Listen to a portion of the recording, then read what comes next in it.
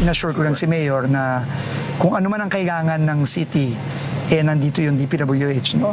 Kasi yun talaga ang dinirect sa amin ni PBBM. Matapos ang pananalasa ng Bagyong Basyang noong nakaraang linggo, inagos ng malakas na ragasan ng tubig ang Panul-Iran Steel Bridge sa Barangay Abuno, Iligan City, Lanao del Norte. Ito ang nagsisilbing bypass road mula Iligan City patungong Marawi City. Dahil sa pagkasira nito, ang dating 20 minutong travel time ay umaabot na sa 1 hour and 30 minutes. Kaya naman, tiniyak ng DPWH chief ang pag-alalay ng ahensya para sa mabilis na paglalagay ng temporary bridge habang hindi pa naaayos ang naturang tulay. Dahil din doon sa bridge na wash out, tinamaan din ng bridge yung flood control natin dito.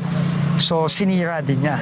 So dalawa yung kailangan gawin natin dito sa Barangay Abuno, no, na kailangan nating immediately magtayo ng temporary steel bridge ulit habang magpopondo tayo ng permanent bridge sa 2027. Samantala, sa isinagawa namang inspeksyon ng kalihim sa Tubod Bridge sa lungsod pa rin ng Iligan, bakas pa ang mga naiwang inadod na kalat dahil pa rin sa pananalasa ng Bagyong Basyang.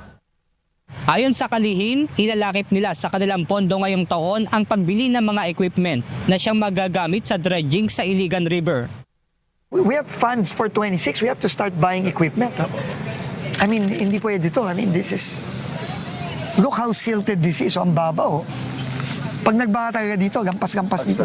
Hanggang saan lumampas ng tubig dito kanong weekend? Hindi makita ang tulay. Hindi makita ang tulay.